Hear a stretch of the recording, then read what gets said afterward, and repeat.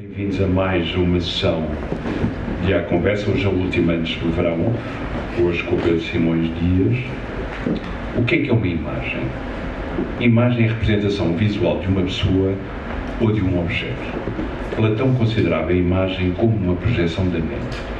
Aristóteles, pelo contrário, considerava a imagem como sendo uma aquisição feita pelos sentidos.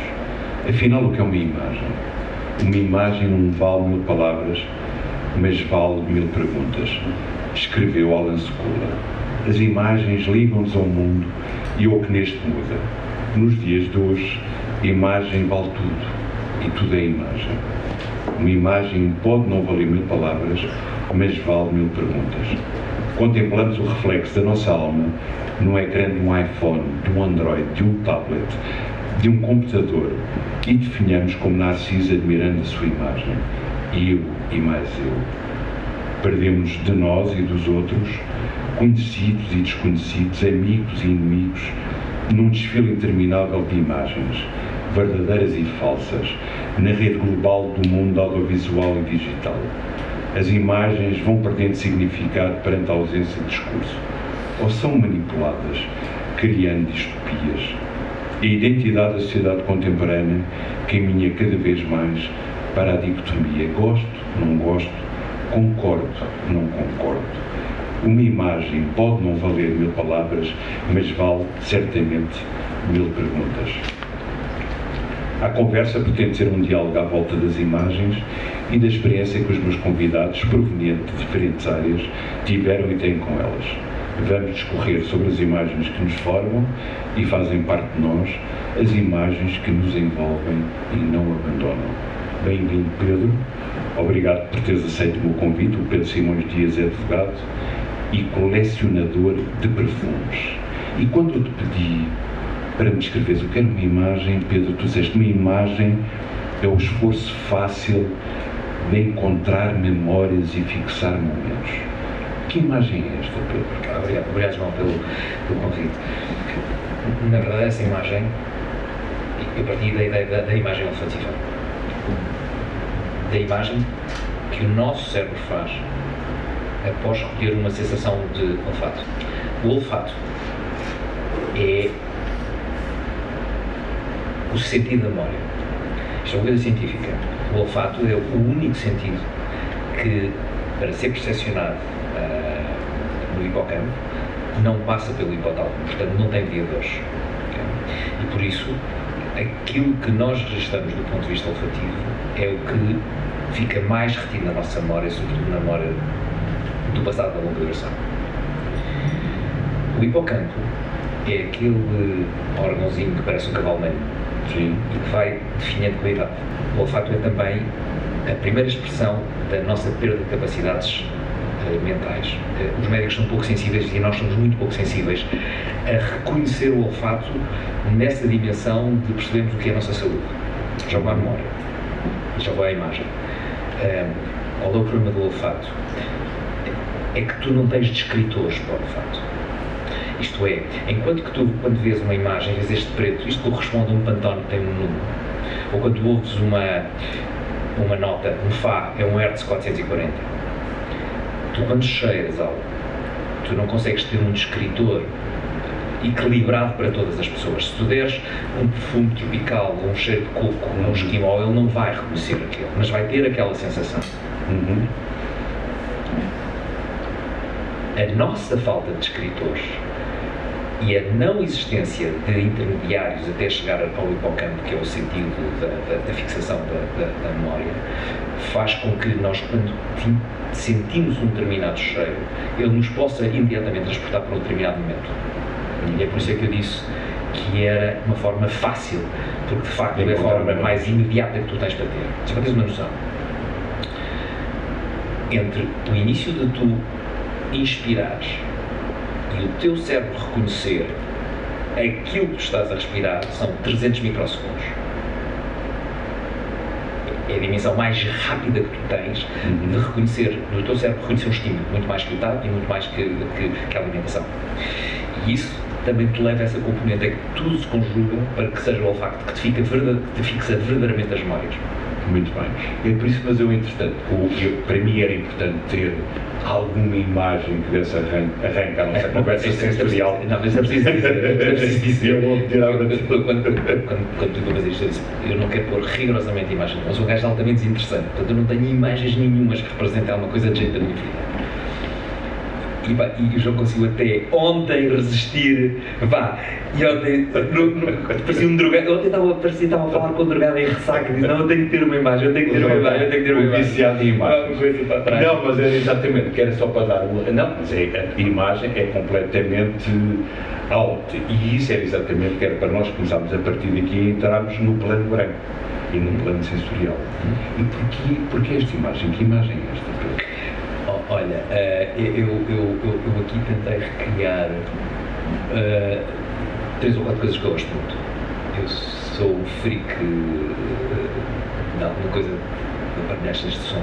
Sim. Eu gosto muito de música, portanto há ali também Ou seja, eu gosto de ler alguma coisa. Eu estava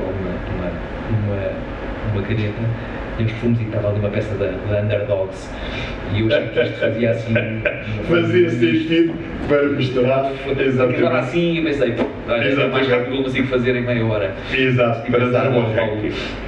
E antes agora de pensarmos ao plano branco, agora só porque eu não coleciono imagens, de facto. Claro. Eu ia te perguntar, antes de começarmos agora nesta aventura sensorial que tu nos propões, a fragrância certa transforma os momentos em memórias inesquecíveis? E voltando à questão... eu não sei se tem que ser a fragrância certa. Se fosse a certa, o certo depende de cada um de nós, não é? E eu também não tenho a certeza que tem que ser sempre a mesma fragrância. Eu tenho centenas de perfumes. E, portanto, eu não consigo pensar exatamente no que é uma fragrância certa, sendo que é provável que eu escolha os perfumes que ponho na manhã ou ponho à noite, eu quase sempre 2 perfumes diferentes, para aquilo que eu quero fazer. Isso sim. Desse ponto de vista é mais difícil às vezes escolher perfume do que escolher uma roupa. Muito bem. Mas certamente a fragrância fixa-te um momento. Eu tenho a certeza que as pessoas que aqui estão, numa destas fragrâncias, se cheirarem novamente, vão se lembrar deste momento, porque eu admito que sejam fragrâncias, perfumes que as pessoas não conheçam, e, portanto, estes perfumes vão fixar este momento na cabeça delas. Muito bem. Então vamos começar agora a nossa aventura. Portanto, tu trouxeste aqui uma seleção de várias fragrâncias, agora ia-te propor então essa aventura sensorial, não é? Agora aqui com a ajuda da Inês. Queres começar por qual, Pedro? Olha, depois eles ir discorrendo, sim, olha, se calhar, à volta da história dos perfumes e de quando eles surgiram. Não vou começar pelo Fougère Royal, que foi talvez o perfume que tenha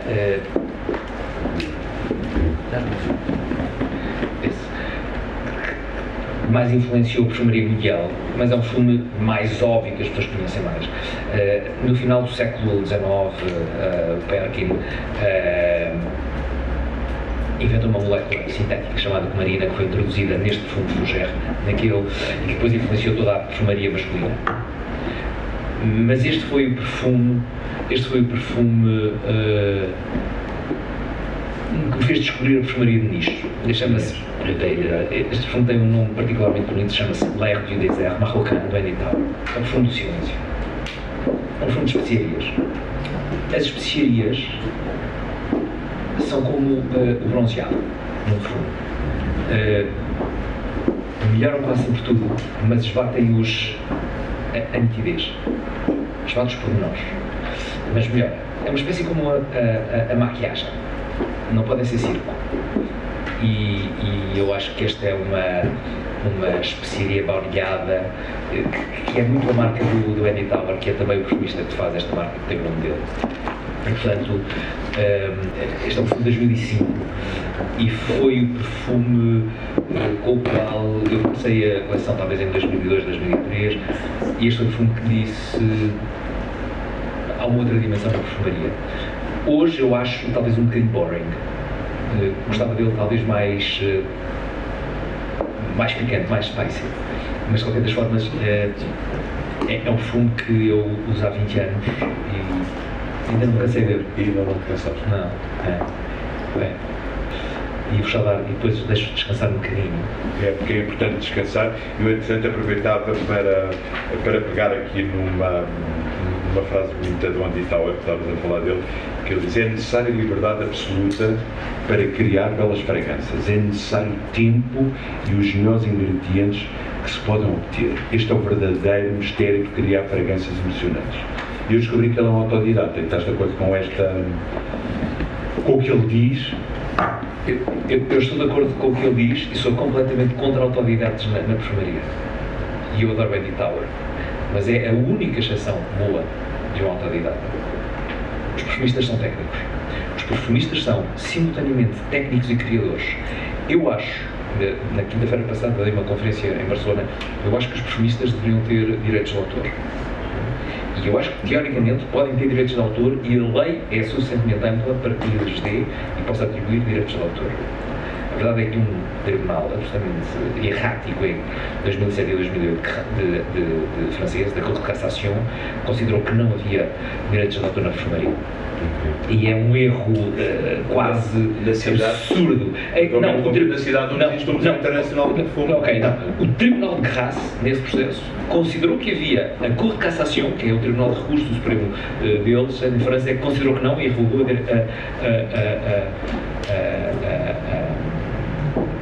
estou calado porque este é o perfume do mundo.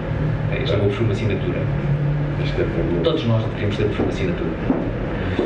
E já lá vamos, era isso que era uma da... E é da Stéphanie Bacchus. Tive uma história muito bonita com este perfume. Eu fiquei muito interessado por este perfume. E quando eu fiz a minha marca, a Comporta, eu não tinha bem noção da dimensão que a marca ia ter. Ou melhor, da dimensão qualitativa que a marca tinha ter. Eu não tive coragem de falar com ela. Eu tive 3 anos para falar com ela. Até chegares a ela? Não, para querer falar com ela. Eu não sei se consigo fazer uma coisa suficientemente boa para ela fazer. E ela fez os vários perfumes, aliás, e fez o perfume para os meus 50 anos. E, portanto, eu hoje é uma amiga minha. Perdão-me interromper, voltando um bocadinho ali atrás à questão do Andy Tauer e que nós estamos aqui a falar, enquanto tu estás a dizer muito bem, que é o único autodidata que tu reconheces e que não nos prezas. E que não nos prezas. Mas isto tem um bocadinho a ver com características próprias, ou seja, que deve haver nos perfumistas em si, e pergunto eu, no básico, esses perfumes, que têm um nariz absolutamente fabuloso para conseguir distinguir determinadas fragrâncias e terem, ou seja, como é que o Andy Tauer, sendo autodidata, tem essa sensibilidade olfática, se me permites a expressão, para competir com um perfumista sério. Não tem. Ele só tem a marca dele e, se tu pensares, talvez 80% dos perfumes da marca dele são repetições do Louis Desert Marrocan.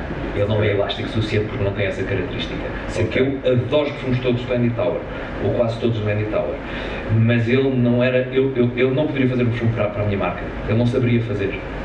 Ele tem que ir à baunilha, esta baunilha, tem que ir a este lavano. Ele não consegue fazer perfumes sem estar nesta bolha, que dá a sua assinatura. Okay?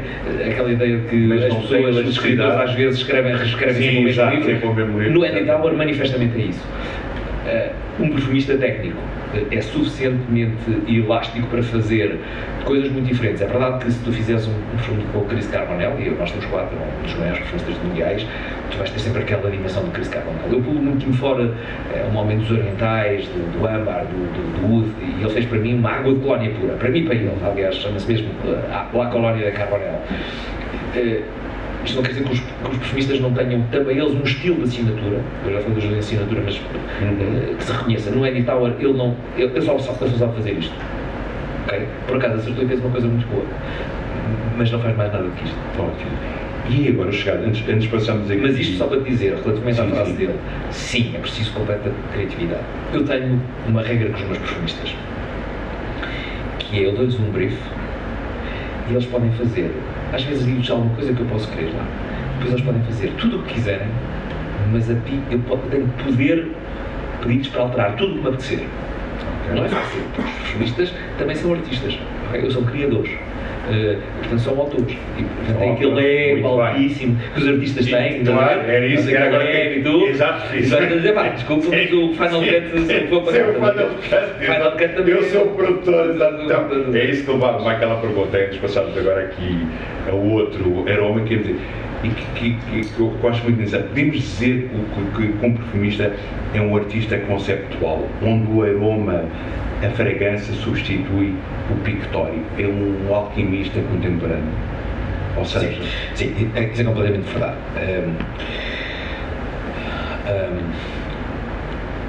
Um perfumista entra no laboratório, por acaso, e tem um set de 10.000 moléculas à frente dele, num grande laboratório. Okay.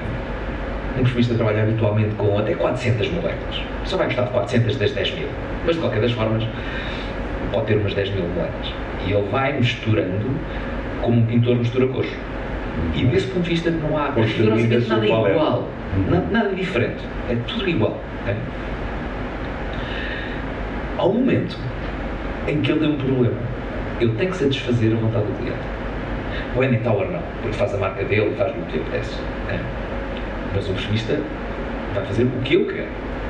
E portanto, se eu pedir ao perfumista, eu quero um perfume para tomar um gin tonic na praia, eu não vou admitir que ele, porque lhe apeteceu, tenha feito uma madeira com fumo. Sim. Okay? Porque não era o meu brief. Agora, os briefs estão cada vez mais loucos. A Uniek Andreev, uma marca que eu gosto muito, que faz os perfumes com o Claude Miel. O homem que fez o perfume da Abercrombie, toda a gente. A Uniek Andreev tem o Abercrombie bom que ele fez, mas era tão caro que a Abercrombie isso não quer. Chama-se caro. O brief que lhe foi dado para esse perfume foi o momento em que dois ex-amantes se reencontram. Tu és um perfumista assim. Agora tu fazes o momento em que dois ex-amantes. Ou então tem uma outra que eu também gosto, que é a Slavian Melancholy. Okay? Sim. Mas nós vamos pôr o brief para o Will. Sim. Conseguimos pôr. O e-mail, exatamente. Houve um dia, muito bem. eu vou-te alterar aí, houve um dia, eu sou advogado, trabalho muito com os artistas. Os artistas têm um ego altíssimo, mas os advogados ainda têm mais, estás a ver? Agora imagina os artistas que são advogados, uma coisa assim muito doida. Mas houve um dia que eu estava com o meu ego particularmente em cima. Sim. Eu disse assim, hoje eu vou fazer uma cena que é um novo facto estético na perfumaria. Algo que nunca ninguém cheirou. Vamos a ver? Sim. Eu chego ao perfumista e disse, pois já estava a fazer uma cena destas, não é? Sim. Eu chego ao perfumista, vou ao Bertrand Chauffour, que é o maior perfumista vivo, talvez, da atualidade. Fui a Paris, falei com ele, Bertrand, quero que faças um perfume sobre um novo facto estético. E ele, mas sobre o quê? Depois eu vou dar o brief. Mas é o novo facto estético. É o vértice do diamante. E o gajo, bora lá fazer. Eu disse, epá, mas tu não és capaz de fazer. Eu, qual? Come on, je suis le meilleur parfumeur du monde. Eu disse assim, eu disse, ok, mas tu não és capaz de fazer, não és suficientemente bom. Tens que fazer com a Stéphanie Bacchus. Fui à Stéphanie Bacchus e disse exatamente a mesma coisa. Eu disse, mas eu sou o teu perfumista preferido, eu vi-te nos 50 anos no seu trabalho. Não, tens que fazer com o Chauffour. Okay? Isto que nós fizemos era, o conceito de perfume era o futuro da perfumaria ainda. Ok? Que seja um novo facto estético. Isso é bem difícil. Eu vou-vos dar para vocês cheirar. É, acho que é muito importante. E agora vais tirar a tua mala mágica, que é absolutamente extraordinária, a mala mágica do Pedro.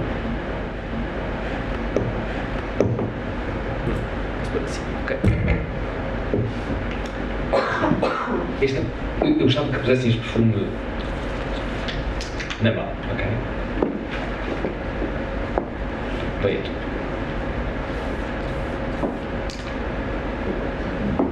aquilo que vai acontecer é que o vosso cérebro, sendo um perfume super fácil de cheirar, o vosso cérebro vai ficar perdido. Tu não consegues reconhecer o que isto é. Não. Por isso é que é um novo facto estético. A ideia é que tu consigas usar isto e tu estejas perdido. O teu cérebro está a bater e pensar. O teu cérebro consegue dizer assim: isto não é uma rosa. Okay? Consegue dizer isso, ok, é certo. Ou pode dizer: isto não é canela. Mas tu não sabes o que está. Na verdade, e porquê é que nós conseguimos chegar a este facto estético? porque estão utilizadas aqui moléculas hiper modernas e super caras que não foram nunca utilizadas na perfumaria. Há duas moléculas naturais, ou melhor, duas matérias-primas naturais que, se tu acertasses, dizia muito de ti e não dizia necessariamente bem.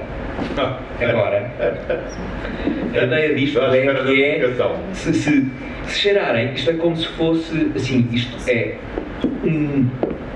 algo vertical do nosso cérebro, é como se fosse uma faca que entra. É interessante. Okay?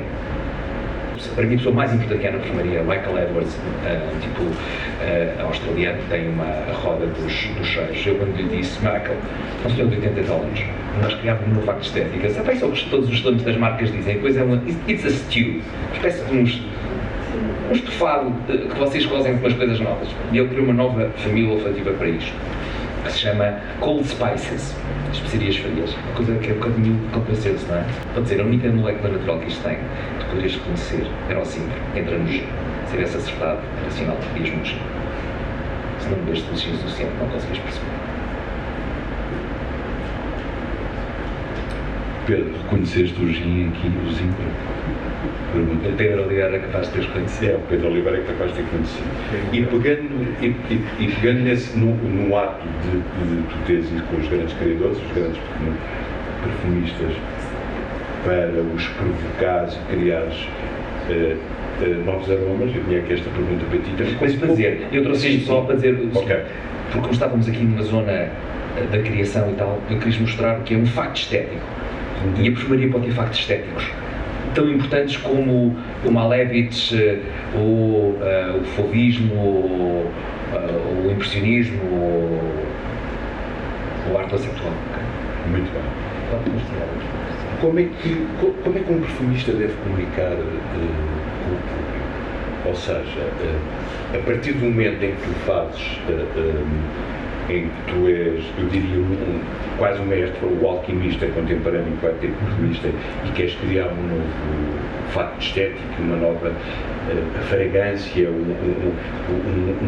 uma nova estética, a partir daí, de que maneira é que deve comunicar com o público? Ou seja, porque nós tínhamos aqui outro perfume, outro aroma que nós ainda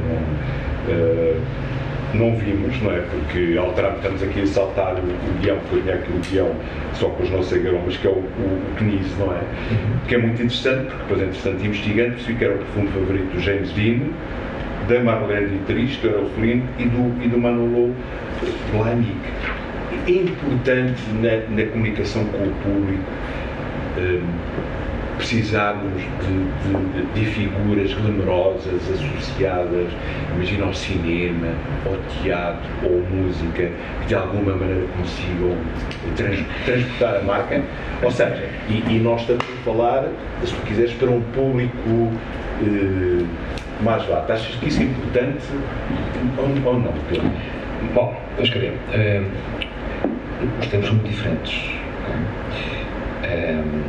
O Knizz é um perfume dos anos 40. Até acho estranho ter tido tantos apologistas, porque é um perfume relativamente difícil. É uma reconstrução do couro animálico. O corpo, as partes animálicas, assim, curiosamente, como também as decalatonas, são os pares carbonos, os carbonos pares altos, carbono 10, 12. Isto é um perfume old school, mas eu acho que este é o exemplo máximo do que é um grande corpo. Sim. Mas uma cena completamente. E é um perfume que é um marco na perfumaria do meu ponto de vista. É uma obra-prima. Incrível. O couro é uma nota, é talvez a nota mais sexual que existe na perfumaria. Não são as especiarias. As especiarias são make-up, ou são bronzeado. O couro é sexo. Okay? A generalidade dos perfumes que têm cor são perfumes relativamente sensuais. Aqui nós estamos numa sensualidade metálica expressiva. Era um perfume fácil há uns anos, hoje não tenho a certeza que fosse um perfume que tivesse muitos artistas ou figuras conhecidas a gostar deste perfil de perfume. Okay? Estes tipos que escrevem sobre perfumes e quando escrevem sobre perfumes há uma lista que nos pedem sempre, que é o grau, para eles é da panty dropper list, a lista que faz uma mulher tirar o fio dental, estás a ver? Um homem tirar as boxers. Também há net. Pões panty dropper list, perfumes, todos os bloggers têm uma panty dropper perfume. É quase invariável que no topo estejam perfumes com notas de cor. Porque tem esse caráter animal e com esse caráter quase de ligeiro suor bom que te transporta para boas memórias. Okay? Assim como o sentido olfativo é o sentido da memória, o sentido gustativo pode ser o sentido do prazer, mas o tato também é, não é? E portanto o couro que tem essa dimensão mais tátil, mais espacial, tem essa componente mais sexual. Tu achas que a fragrância certa deve indagar o nosso mistério, ou seja, ir à procura do lado mais íntimo que há em nós, ou tentar despertá-lo? Não sei dizer. Eu vou te explicar porque não sei dizer. Eu tenho muitas dúvidas hoje sobre a nossa relação com os perfumes. Uma parte significativa dos consumidores hoje quer cheirar a 300 metros. Quer cheirar? A 300 metros. Okay? E nós temos perfumes para cheirar a 300 metros, porque os nossos clientes também nos pedem isso. Esta ideia entra. Eu quero que... Nós os portugueses somos os gajos horríveis. Os espanhóis mais ou menos. É muito raro alguém na rua dizer bem de alguém. Não, tu estás nos Estados Unidos, entras no elevador e eles falam, você está lindo, tem uma roupa bonita, tem os olhos bonitos, cheira muito bem, não sei o que mais. Portanto, ninguém faz isso. Portanto, para nos dizerem que tu estás com um ótimo perfume, é uma coisa hiper rara. Aliás, nós quando escrevemos sobre perfumes, os bloggers também têm sempre essa cena do most compliment. Estes gajos, estes portugueses que fazem isso, mentem, porque nunca ninguém lhes faz cumprimentos. Porque ninguém na rua diz, dá cumprimentos às pessoas, porque tem um ótimo perfume, cheira tão bem, não sei o que. Só tens uma maneira de saber isso. É saber qual é a impressão que tu provocas. Eu gosto do perfume quando as pessoas começam a chegar junto a ti e te colam a ti. Essa é a forma como eu consigo perceber em Portugal se o perfume funciona ou não funciona. Não é tanto que te digam ou que te verbalizem a situação, mas que as pessoas se colam. Okay? Não tenho a certeza se isso é para tu seres misterioso ou não. Não tenho a certeza que as pessoas queiram ser misteriosas, que queiram tentar ser relativamente invisíveis. Eu acho que as pessoas hoje não querem isso, não tem geral. Achas que cada pessoa tem um aroma próprio ou cada pessoa tem de ter há um aroma específico para cada um de nós? Não, eu tenho centenas de perfumes.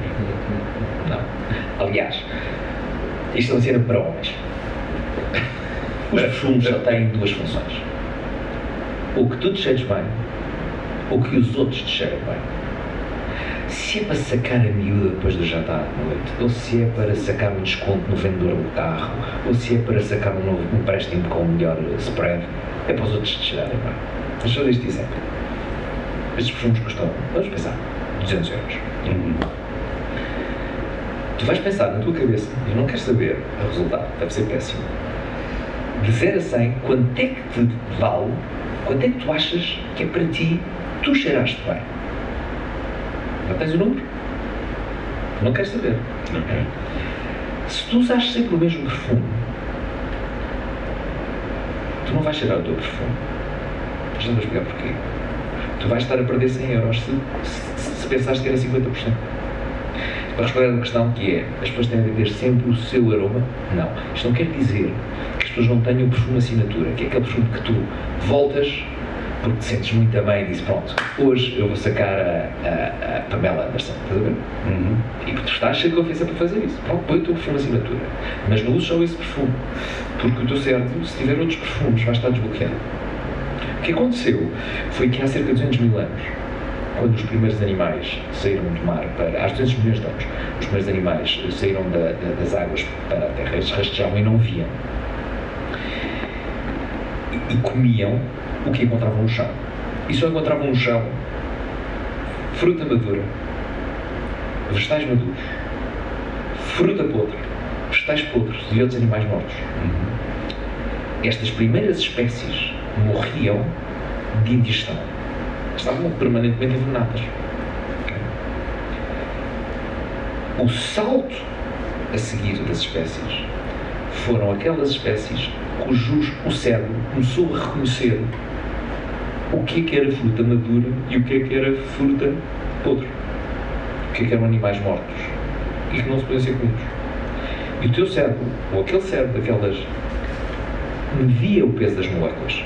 Na verdade, nós quando cheiramos, nós medimos o peso das moléculas, nós não estamos verdadeiramente a cheirar. O nosso cérebro descodifica no hipocampo o peso daquela molécula e nós sabemos que moléculas leves são sinal de vida e moléculas pesadas são sinal de morte. Sempre há moléculas pesadas que são sinal de prazer. Chocolate. Whisky. Sim. Charutos. Sim. Cianeto. Se já cheiraste, eu já cheirei de cianeto, mas cheira a amendoas amargas muito pesadas. Okay? Estas espécies morriam, sabes quê? Burnout. O cérebro estava permanentemente a receber informação. E, portanto, havia um momento em que não conseguia descodificar a informação. E, portanto, quando começavam a ficar em burnout, morriam porque já não conseguiam encontrar nada para comer.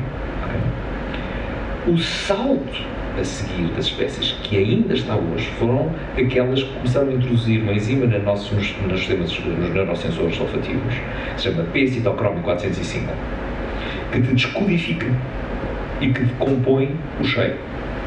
Isto é, tu comes hoje uma maçã, uma Granny Smith, ou o que seja, gostaste muito, sentiste muito bem, amanhã tu voltas a comer, o teu cérebro vai dizer assim, alto, eu reconheço este cheiro, mesmo que tu estejas a comer, 90% do que tu comes é cheiro. Okay? Tu ontem comeste isto é leve, podes comer novamente e corta-te o cheiro. É por isso que há pessoas que podem viver nas lixeiras, não têm aquela sensação de cheiro. E por isso, esta conversa toda é para te explicar que se tu tivesses sempre o mesmo cheiro, tu não estavas a usufruir do cheiro. Porque o teu cérebro está a dizer assim, tu não precisas de cheirar isto, eu já reconheci. É teu. Portanto, tu tens de ter muitos perfumes para que o teu cérebro esteja permanentemente a ser enganado. E tu de vez em quando voltas ao perfume que tu gostas. Pronto. Muito bem. Antes de passar uma nova fragrância, a Papai tinha-te feito esta pergunta. Hoje em dia fala-se muito em termos uma consciência ecológica em tudo o que fazemos e de perguntar se o perfumista é um artista ecológico. Não. Eu uso álcool. Ou seja, os perfumes não são ecológicos, têm álcool. Genericamente. Também há perfumes em pó e há perfumes em manteiga, mas são muito raros. As pessoas não iam querer porque são menos expressivas. Na verdade, reparem, as pessoas acham que, e por acaso não trouxe, que muita concentração nos perfumes é uma coisa muito boa. Não é. No outro dia estava com umas pessoas aqui, amigas, estão cá hoje, e demonstrei-lhes que quanto menos álcool até eles conseguirem ser perfumantes, é quando os perfumes ficam mais abertos e mais expressivos. É o álcool que dá vida a muita coisa. Na vida também o álcool dá muita vida a muita coisa. Sim. Mas nos perfumes é o álcool que dá vida aos perfumes. Eu só falei isto porque estou perguntando. Desculpa. Se era o SUS. E são ecológicos. Quando tu utilizas álcool, os perfumistas são como os chefes. Não há nenhum restaurante de alta culinária que seja ecológica. O desperdício é brutal. Depois há assim um outro restaurante que diz que é o porco que dá da cabeça aos pés, isso é treta, ok? Porque o luxo, o que é o high-end, em regra, é um absoluto desperdício. Portanto, não são nada ecológicos. Mas eu não vou agora mostrar nada a ninguém. Isto para tu falares o que é às vezes a loucura dessa autocriação. Este perfume chama-se Pity. Ok. Vê lá. Cuidado de ficares neste frasco. Já estou a dizer porquê. Vê lá os mililitros. 49, não é? Não é estranho o perfume ter 49 mililitros. Ok. Porquê? Porque o Orazio Angelo Pregoni, que é um místico epilético, achou que essa coisa que tu estás a dizer, que as pessoas devem todas ter o seu cheiro. Havia uma altura na perfumaria que se dizia, cada um devia quase ter o seu perfume. Isso é uma coisa absurda, completamente absurda. Eu disse, então, ok, querem personalizar, vamos personalizá-lo. Isto tem 49 mil litros, porque 1 mililitro corresponde a 10 gotas, são de urina minha. Tu tens de personalizar isto, portanto não vou dar. Isto aqui tem 10. E eu, que adorava o perfume, andei a usá-lo sem pôr a urina. E ele telefonou-me um dia e disse, pá, já utilizaste aquilo? Eu, não, pá, tens que pôr, estás doido, tens que pôr aquilo, não sei o que isso é. Então disse assim, amanhã vou pôr de manhã, pronto, vou só ver champanhe esta noite, talvez a fazer uma cena, mesmo no final. Sim. E ele mudou completamente, ficou assim, itálico. E eu quando o ponho, às vezes cheio de mim próprio. É lixado, não é? Agora, ele fez a melhor campanha que eu conheço no mundo de comunicação. E esta é uma marca que não tem expressão nenhuma. Mas podem cheirar, porque com o álcool isto já não tem efeito nenhum. Não sei se têm coragem. Alguém não põe mas estamos aqui no Instituto de Arte, pá, deve ser, este pessoal deve ser radical, deve ter coragem de fazer uma coisa destas.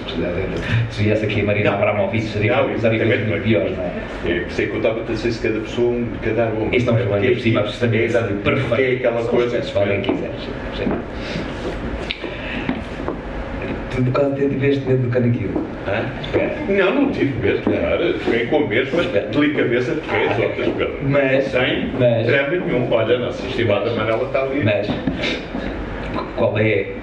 Isto é um âmbar com mel de... Não, mas isto agora, por causa da Unina, porque era aqui outra questão. Mas deixa-me só contar-te esta campanha que eu acho que é absolutamente genial. O que é que aconteceu? Como isto era perfume personalizado, ele mandou-me antes de mandar, e isto era só dois é que compravam este perfume e era por compra direta, enfim, isto é para mim no site. Ele mandou aos clientes todos uma newsletter antes dos namorados. Ele mandou-me em novembro a dizer, pá, vou fazer esta newsletter, achas bem ou não? Numa altura dava-me bastante bem com ele, ainda estudou-me, enfim, nem falava menos com ele. Pá, eu achei uma coisa genial. A newsletter era esta, imagina, 14 de fevereiro, ele manda isto a 14 de janeiro, diz assim, amor é você comprar um Pity, personalizá-lo com a sua urina, podia também ser esperma, e dar a sua mulher para ela usar. Isso foi a campanha dele. Achas isto genial? Que é, a verdadeira prova de amor é se a tua mulher usa, ou o teu marido, usa o perfume que tu personalizaste. Acho uma coisa absolutamente genial. Exatamente. Não é para outra questão, mas é uma outra questão, e que já tinha aqui, mas acho que respondeste, que era se a fragrância não tem fronteiras nem limites. Ou seja, e neste caso que tu estavas a falar, temos a questão da campanha, não é? Ou seja, em propriamente não há um limite, não é? Porque dá-te, transmite tudo. Isso deve haver, ou seja, o fluxo de sensações, e agora nesta relação que tu estavas a dizer, quando o personalizas, ou seja, depois, ou depois a tua urina, ou depois o teu esmento, como é que se tem que haver, se tem que ter se a sensação tem que ser um fluxo constante, tem que ter um ponto alto. Imagina, como nós estamos a ouvir uma partitura ou uma canção ou um adágio, tu sentes que o perfume ideal tem que ter esse balanço, Pedro, ou seja, não só quando nós estamos a chegar, não é? E tu estás a sentir algo nessa pessoa e estás a sentir o perfume, mas ele tem que demorar, tem que ter um tempo para entrar, tem que ter um tempo para ser sentido, porque hoje em dia vejo muito esses perfumes que tu dizes que toma lá, já está, não é? E já sentiste quase como um murro, quase como um soco na tua cara. E depois há outros que se vão envolvendo, não é? E eu ligo isto muito também quando tu estás a olhar para um quadro que à partida pode ser estranho, e depois à medida que tu vais olhando, tu vais começando a ver todos os pormenores que essa pintura tem. Ou seja, de que maneira, como é que achas que deve ter o fluxo de sensações? Não sei se tu percebes o que é que eu estou a tentar transmitir. Exatamente isso, porque, como tu disse, estavas a dizer muito bem, eu estou-me a cheirar, isto é uma chatice, e eu quero ter diversos aromas, quero ter diversos estímulos, exatamente como tu estavas a dizer, hoje viste-me dessa maneira, agora está visto-me aqui, agora vou beber um gin, não é? Ou seja, queria tentar perceber, não é? Como tu sentes isso em termos de sensação e de estímulo, não é? Porque eu sinto que há esses perfumes, e estava a dizer, para mim é uma agonia, ou seja, porque não é só sentir a 300 metros, é que te invadem de uma maneira tal que tomam conta de ti, mas isso não é positivo, ou seja, porque não tiveste tempo a sentir e é outros que vão se reduzindo devagar, até tu estás completamente enamorado. E daí... Tu fizeste um comentário altamente poético e eu vou dar uma resposta absolutamente técnica. Técnica científica, basta. É lei. Os perfumes, que eu acho que são uma obra artística, e, portanto, deviam ser sujeitos a direitos de autor, são, apesar de tudo, uma coisa técnica. E tem limites. Tu, no início dessa tua conversa, disseste se o filme tinha limites. Há um limite muito importante. Se tu quiseres comercializar, são os limites que a entidade reguladora, que é a IFRA para a Europa, te põe na utilização de percentagem de determinadas moléculas ou até na utilização de determinadas matérias-primas ou moléculas.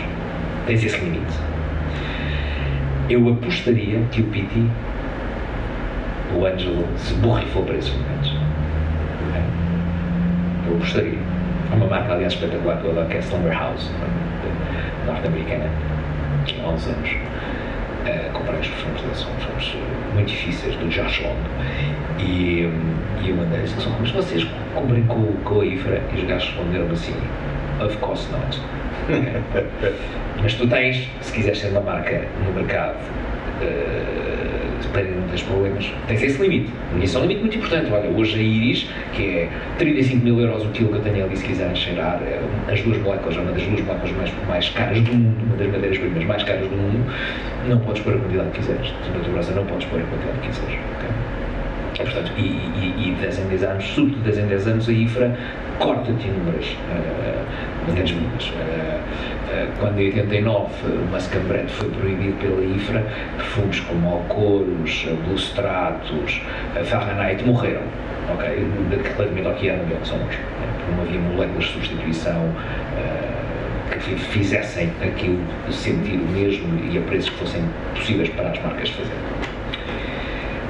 E portanto, o perfume enquanto obra de arte tem os limites que, por exemplo, a arquitetura também tem, que é, tu podes desenhar todo mundo bem no esboço, no esquiço do arquiteto e depois aquilo não tem sustentabilidade. Ok? Tens esse limite. E depois a tua segunda parte desse comentário tinha a ver com aquilo que, na verdade, eu considero que é o que eu procuro sempre nos perfumes. Eu não gosto de perfumes que gritem eu sou isto. Eu gosto de perfumes que sejam blends. Eu também não gosto muito de vinhos varietais. Eu gosto de blends de castas. Sou um gajo boring, estás a ver? E, portanto, não, sou casado há 30 anos, tenho 2 filhos, vivo em Lisboa, eu não tenho nada que seja radical assim de interessante, estás a ver? E na perfumaria, e se calhar é muito mais interessante dizer assim, pá, dou-te uma estalada e sou uma rosa. Eu não gosto disso. Eu gosto de uma coisa que seja muito redondo, com coerência, que seja impactante. Não tenho que cheirar necessariamente a 300 metros, mas que tenha essa dimensão. Se lembro do Avanzio Barbar, aquilo é uma construção em torno do tomilho, com cor também, com violeta, com osmantos, e nós não temos propriamente a sensação logo que seja um couro, ou que sejam osmantos, ou que seja uma violeta. Eu gosto quando os perfumes são equilibrados e que não transpirem automaticamente aquilo que são. É o que eu gosto na definição de um perfume que seja uma obra-prima. Muito bem. A pesquisa e a experimentação são o motor de criação do teu trabalho, Pedro. Ou seja, sem perder a memória do passado. E sim, já me respondeste há bocadinho quando foste ter os dois grandes perfumistas, mas é isso que tu procuras, um constante desafio na procura da fragrância certa? Bom, ou seja, deixa-me dizer, há duas dimensões. Se me estás a falar agora nem comporta-perfumes em si, os comporta-perfumes são perfumes para o mercado. Os comporta-perfumes não são perfumes, estão muito longe do Pitti ou do Knizia. Os meus clientes não iam querer isto. Okay? E, portanto, eu, quando faço com os perfumistas trabalho para um determinado perfume, eu faço no sentido de pensar aquilo que de alguma forma seja coerente dentro da linha Comporta. Nós agora temos uma sublinha que se chama The Master and the Apprentice, que eu adoro, que é o diálogo entre os perfumistas, onde há, aliás, por exemplo, o Schneider, também assim, um perfume de um perfumista, um mestre e o seu aprendiz, que hoje são super mestres, mas sempre tempos foram aprendiz do outro, ok? Nessa linha eu tenho mais liberdade criativa. Ou, por exemplo, o perfume que eu fiz para os meus 50 anos. Havia aquela ideia, há bocado disse que era absolutamente tonto as pessoas poderem-se querer um perfume para cada uma das pessoas. Eu acho muita piada quando as pessoas vão a... E isto sem arrogância nenhuma. Vão a Graça, a Fragonard e tal, e estão uma tarde, fazem essas coisas com um outro perfumista e dizem: eu fiz um perfume durante uma tarde. Quando dizem isso assim, eu sou muito burro, porque eu demorei 18 meses a fazer o meu perfume de 50 anos. Não tinha urgência em fazê-lo, estás a ver? Mas a verdade é que os 50 foram 18 meses para chegar àquilo, mas foi absoluta liberdade. E fiz um perfume muito conceptual, eu sei, não era para vender, e depois ofereci a uns amigos, e depois eles davam a pedir, assim, dou-vos sempre, mas para comercializar.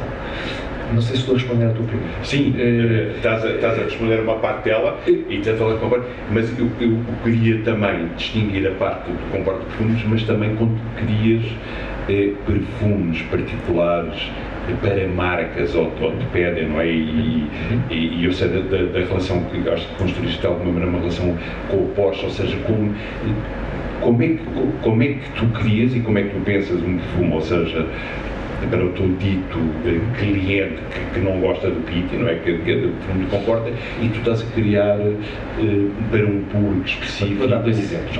Para a Porsche foi muito interessante, porque aquilo que foi adaptado para a Porsche foi, e que nós vendemos o perfume como Dapper, que é um perfume absolutamente magnífico, é um super panty dropper.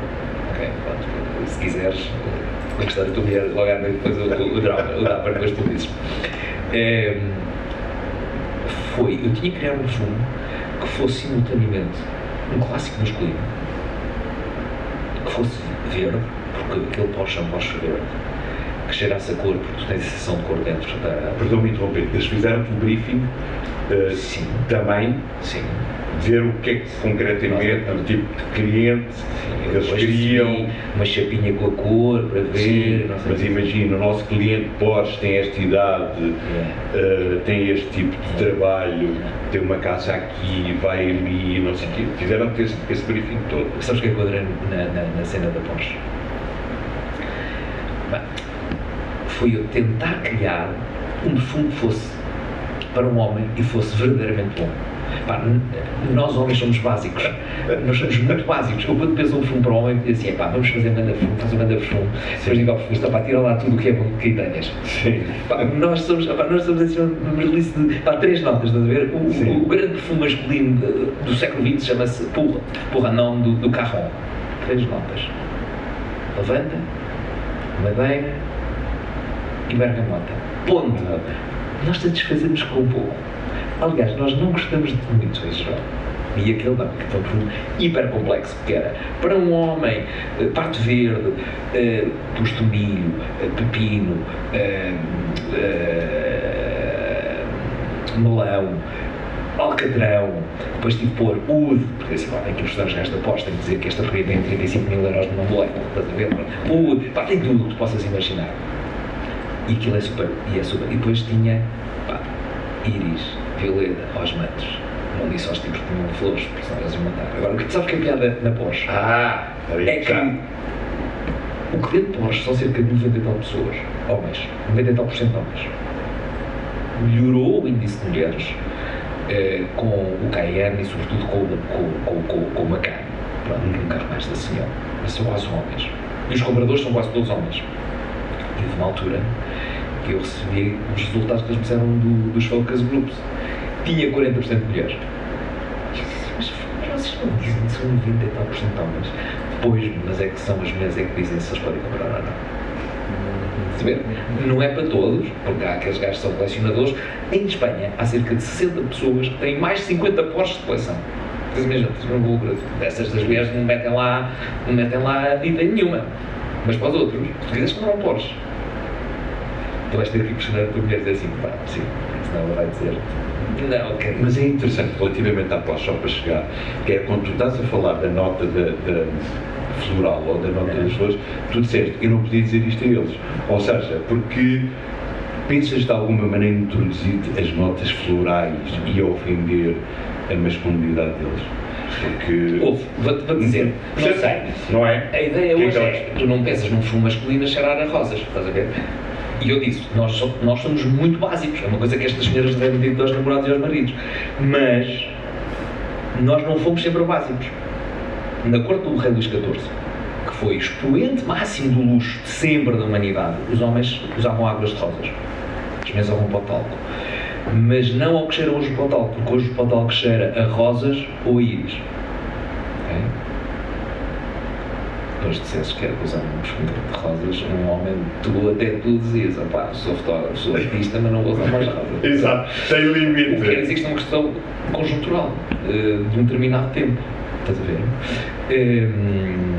E portanto eu acho que aquilo, eu tenho agora perfumes de rosas e não afeta a minha masculinidade. Okay? Mas se fosse lá dizer, olha, qual é as notas de decoração que está no perfume? É os mantos íris e violeta. Achas que seguimos com o projeto? Sim, é daí que eu queria chegar para aqui uma... Mas olha, deixa-me dar todo o perigo, porque é para não tirar a sim. questão. Por exemplo, nós temos um perfume para o Vila Vita. Não espectral, não é da minha, perfume pessoal. E aí foi o que é que eu quero, um perfume que representa o Algarve. Figo, folha de figo, pinhões, laranja. Depois um bocadinho de baunilha e fava tonka para dar estás a ver? Às vezes é muito fácil de chegar lá. Quais são os teus descodificadores daquela zona? Passa um perfume bonito. Pronto, foi mais fácil do que, por exemplo, para o da Porsche. E eles aí, nesses focos grupos, como é que é? Também tem uma relação equilibrada entre o público masculino e feminino, ou seja, o Vila Vita, eu não sei, sim. não fizeram. Não fizeram. Exatamente, não tenho não sabes. Não, ok. não. E daí leva-me aqui a uma das últimas questões. O criador de perfumes é um romântico, Pedro? Eu sou muito romântico. Mas é necessariamente um romântico? Bem, se tu fores para aquela dimensão do romantismo do século XIX, não é? Da exacerbação da emoção, do sentimento,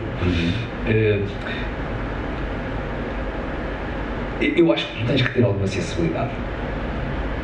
Não é para vir com calças rosa, estás a ver? 80% das pessoas acham na rua e acham que eu sou gajo, sabe várias vezes. Tu quando pões essas coisas das cores e tal, quando começas a ser muito sensível, tu estás ali num limiar. Vais apanhar. Exato, é com mais rodas no perfume, exato. Agora, eu não sei se estás a falar, não é tanto perfumista, porque o perfumista executa aquilo que dão. Eu estou num ponto intermédio que é, eu trabalho de perfumista a desenvolver as notas que eu quero para o perfume. E desse ponto de vista, eu acho que há sempre uma dimensão técnica que tu tens que pensar o que é que és para o teu público, mas tu podes ter essa capacidade de te desarmar e de eu dificilmente choro, mas tu podes quase comover, de te impressionares, de poderes ficar esmagado. Acho que sim, desse ponto de vista acho que sim. Não sei se isso será romantismo, se é só tu poderes sentir-te frágil. Muito bem. E daí leva-me aqui a uma questão que eu coloco sempre os meus convidados, que é sempre o síndrome de Stendhal. Aliás, tu estiveste aqui na conversa com o Anísio e ele falou disso. que era quando ele visitou a Itália, ele escreveu os diários de Itália, e depois a ver os frescos de Giotto de Macabella em Florença, ele sentiu assim um mal-estar, sentiu-se quase perdeu os sentidos perante a beleza. No fundo é a emoção que tu podes sentir perante ouvires uma música que te leva à loucura, um quadro que te leva a... Tu já sentiste assim, já experienciaste algo assim que te deixasse, e tu já estás a escrever um bocadinho na fase romântica, que deixasse assim tão extasiado, Pedro, uma paisagem, um quadro, uma música, no teu caso uma fragrância que te deixasse... Florença eu divido as cidades entre com mais de 5 milhões e menos de 5 milhões de habitantes. Acho que abaixo de 5 milhões de habitantes, Florença é a cidade mais bonita que existe no mundo. Tenho sorte de ir lá muitas vezes, porque existe uma feira à qual nós vamos todos os anos, que é a Pitti, e eu já ia antes de ter a marca desde 2010, portanto já vi muitas vezes a Florença e consigo perceber exatamente o que ele quer dizer, independentemente de hoje durante o dia ter muitos turistas. Coisa muito engraçada, tem imensos turistas durante o dia e desaparece tudo à noite, e fica uma cidade em que tu podes ter uma calma extraordinária dentro daquela beleza que é absolutamente esmagadora. Deixa eu ganhar tempo para te responder. Eu não sei se tu queres ouvir o que eu te queria dizer. Eu sou um tipo muito frio. Eu tenho poucas emoções. A minha mãe morreu e eu não chorei, estás a ver? Eu não choro.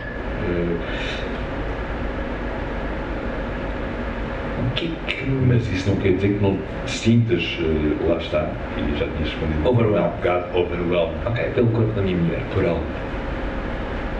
Pelo corpo da minha mulher. Ótimo, já respondeste à questão. É aquela imagem que eu tenho assim mais rápida. Mais rápida e mais perfeita. Sim, bravo.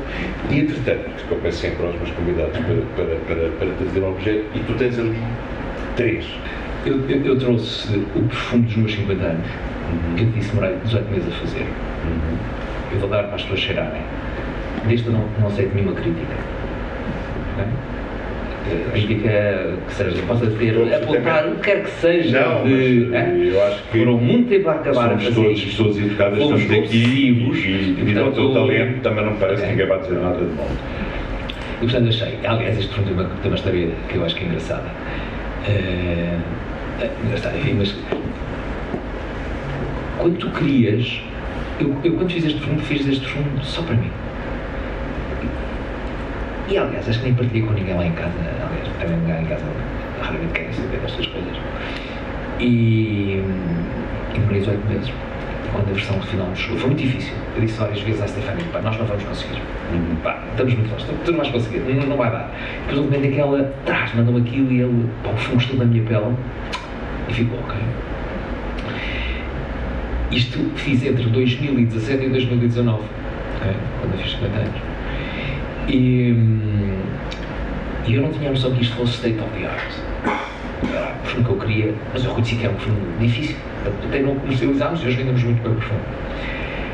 E começámos a vendê-lo em 2023, não foi?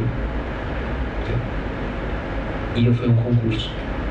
7 anos depois, ganhou uma honorable mention no concurso mais importante que existe no nicho. Eu tive para a diretora e se vocês estão a dar um prémio a um perfume que tem 7 anos. Ela, mas só pode ser do ano passado. Não, ele saiu do ano passado. Só que imaginem o que era divulgar este perfume em 2019. Acho que é um perfume fácil de usar, mas pronto, tinha a ver com esta história de ser o perfume para os meus 50 anos. É assim uma espécie de reflexo da lua no mar. Um blade, assim uma coisa metálica. As outras duas coisas que lá estão é porque são muito diferentes do perfume, enquanto o outro é um perfume muito conceptual em torno da pimenta negra e do styrax, tabaco e incenso. As outras são as duas moléculas mais caras que existem, as duas matérias-primas mais caras que existem na perfumaria. Cada uma delas custa 35 mil euros. Ou seja, aqueles 2 fresquinhos pequeninos ali, aquilo vale. Tem as moléculas? Tem as moléculas. Sim, aquilo custa 35 mil euros. Cada uma delas. Ora bem, porque eu trouxe é o Oud. Oud, A-O-U-D, é um cheiro fecal. Nós achamos que na perfumaria as coisas cheiram todas muito bem. Não, são todas bastante horríveis. A generalidade das moléculas e das matérias-primas duras, eu tenho aqui várias, cheiro muito mal. Okay? E este é um cheiro focal, que as mulheres do Médio Oriente adoram. As mulheres do Médio Oriente. Não é incrível? Quer dizer, eu posso. E portanto, aquela sensação do Médio Oriente, do cheiro a estrebaria, cheiro a cavalo, é o que no Médio Oriente gosto. Okay? E a outra é uma manteiga de íris. São as duas moléculas mais, digamos assim, as rainhas. A rainha da perfumaria é a rosa, mas as rosas não são tão caras quanto, são também bastante caras quando são muito boas, mas não são tão caras quanto esta. Portanto, trata disto em questão. Sim. Quanto o perfume de 50 anos. O dos 50 também era bom. As duas moléculas. Os 50 anos tinha na mão, que eu acho que isso é um perfume que só funciona. Da conversa que estamos a ter. Não. Vamos experimentar. Só me falta de perguntar ao Pedro, quando é que nasceu esta tua paixão pelo perfume? Quer dizer, tu obviamente já me disseste, não, João, coleciono perfumes como podia colecionar vinhos ou pintura ou fotografia, mas não, isto tem muito a ver contigo. Quando é que nasce? Não, eu coleciono perfumes porque não tinha dinheiro para colecionar Aston Martins. Ok, e então não tenho Aston Martins, vou para os perfumes. Mas a partir daí ficaste completamente debaixo da pedra. Sim, mas a partir daí ficaste completamente apaixonado por perfumes e começaste, obviamente, não é? A criar e a produzir a tua marca. Ou seja, podias ter começado a colecionar perfumes que não tinhas dinheiro para colecionar Aston Martins, mas depois tens chegado à conclusão que afinal não era aquilo. Sim, não é? É verdade. E tu falas de perfumes, de uma maneira, não é? Tu não estás a dizer de uma maneira muito chata nem muito má. Não. De uma maneira, tu não explicaste de maneira é que era. Não, eu não ia explicar, porque vou deixar para tu explicar. Mas lembra muito. De maneira é que eu falo de perfumes. Eu gostava de saber. De maneira é que eu falo de perfumes. Podia ser uma maneira péssima, não é? Não. Lembra-me um bocadinho, lembras? E nós acho que até falámos, o filme até é horrível, mas falámos um bocadinho, um romance que há uns anos, lembras, teve um grande sucesso, que era o Perfume, do Patrick Susskind, não é? E que era aquele jovem, não é? Que nasceu e mal. Estás à espera que eu saia daqui e vá matar alguém?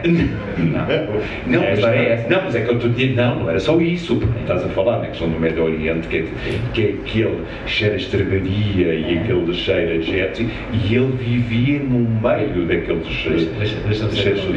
Só vou pedir para as pessoas terem algum cuidado, porque isto está a 100%. Por causa desta redução a 10%, mas é óleo concentrado.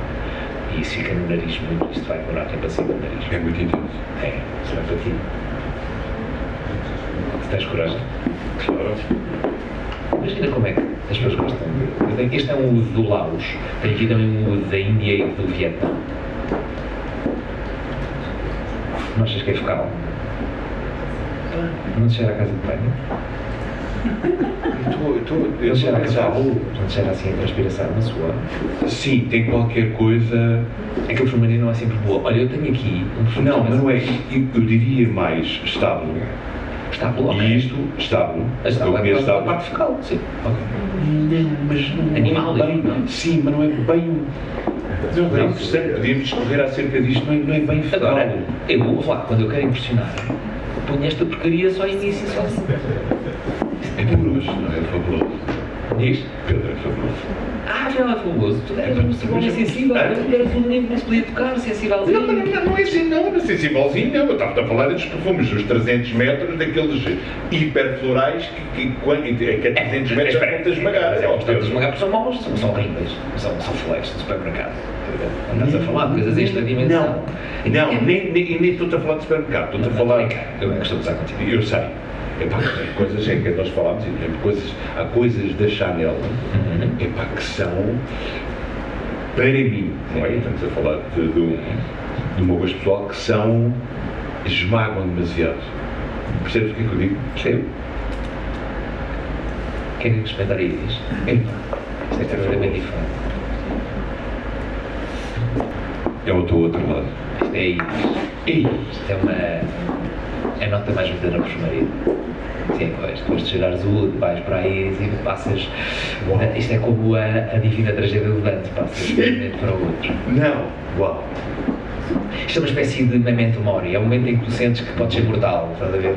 É um momento em que tu sentes, eu posso morrer hoje. Já chega. É para o Rui, não? É para o Rui. Já vi gostas de coisas caras? I rest my case. Já percebi que gostas de coisas caras, é o que disse. Não sei se eu gosto de coisas caras. Tu estás-me a dar a cheirar coisas raras. Percebes o que é que eu digo? É que eu digo, há sempre aquela piada que eu tenho com um querido amigo perante isto, perante tanta beleza. Where is the next whiskey bar? Não é? Artigo 9 do Código Civil. Depois vais explicar porquê estas coisas, absolutamente surpreendente. Ou seja, poema nada, um capítulo, um livro nada, tragédia grega nada. Artigo 9 do Código Civil. Então, enquanto experienciamos o perfume de 50 anos do Pedro, eu passo a ler, eu vou tentar ser rigoroso na minha leitura. Portanto, a interpretação da lei. A interpretação não deve cingir-se à letra da lei, mas reconstituir, a partir dos textos, o pensamento legislativo, tendo sobretudo em conta a unidade do sistema jurídico, as circunstâncias em que a lei foi elaborada e as condições específicas do tempo em que é aplicada. 2. Não pode, porém, ser considerado pelo intérprete o pensamento legislativo que não tenha na letra da lei um mínimo de correspondência verbal, ainda que imperfeitamente expresso. E apesar de dizeres para não ler o 3, eu vou ler o 3 porque está aqui. Na fixação do sentido e alcance da lei, o intérprete presumirá que o legislador consagrou as soluções mais acertadas e soube exprimir o seu pensamento em termos adequados. Porquê esta escolha? Eu acho que o artigo da interpretação da lei, do artigo 9, é a norma mais importante de todo o ordenamento jurídico português. Não é nenhuma norma da Constituição, não é nenhuma norma do Código Penal, é este artigo. O que é que este artigo te diz? Este artigo, que as pessoas, que os juristas, eu acho, deviam ler mais vezes, complica a simplificação que as pessoas gostam de fazer, que é dizer, não é só a letra da lei que importa na interpretação. Não importa só saber ler. Há que perceber as outras dimensões, que aliás nós estamos todos na faculdade e que raramente falamos nela, que é qual foi a razão de ser daquela lei, o objetivo, a teleologia. Aquela lei surgiu por causa daquele momento histórico. E, portanto, nós, porventura, não podemos fazer uma interpretação atualista daquela norma, nós estamos a estar a violar a ideia daquela norma posta naquele momento. E a sistemática da lei. Isto é, se está num código tem um valor, se está numa lei avulsa pode ter outro valor, independentemente de elas até terem o mesmo valor em si mesmo, mas têm outra correspondência. E esta aparente complicação deveria ajudar o intérprete a saber ler melhor a lei. É muito raro nós nas leis, nós nos acórdãos ou nas sentenças, lermos a justificação do juiz com base nos elementos sistemáticos, históricos ou teleológicos da norma.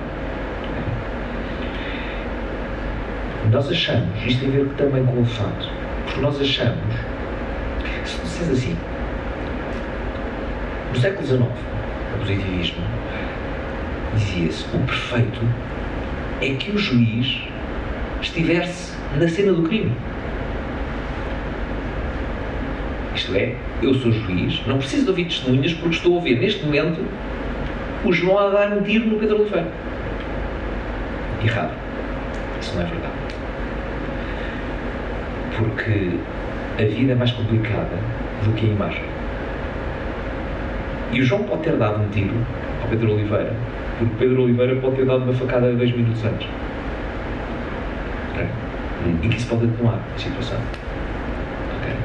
O que, na verdade, se eu tivesse ouvido bem, perceberia que não foi um tiro, foram 2 tiros, e tu foste muito macabro, deste um tiro na rótula e outro no ombro. Para ele, para tocar, quando entrar no palco da 7ª Legião, ir a bancar. nós tendemos a simplificar. E o olfato complica essa ideia que tudo é imagem visual. Portanto, eu quis fazer apenas a associação de que os outros elementos que deveriam constar na interpretação do artigo que eu considero mais importante de todo o ordenamento jurídico, e eu sou advogado, eu não faço nada na comporta. Este pessoal fala, eu sou rato da comporta, mas eu diz para vir aqui falar. Eu não faço praticamente, eu pago contas e cheio. Sim, mais nada, sim. ok? Pronto. O olfato é uma espécie de elemento biológico, ou sistemático, ou histórico, que também devia estar no entendimento que nós temos da vida e nas imagens que nós temos, que vem por via do olfato. Bravo, Pedro. Não, Não, quero-te agradecer epá, chegamos ao fim desta conversa maravilhosa e tão sensorial, e agradecer obviamente a escolha deste artigo e a maneira como desconstruíste a questão da imagem.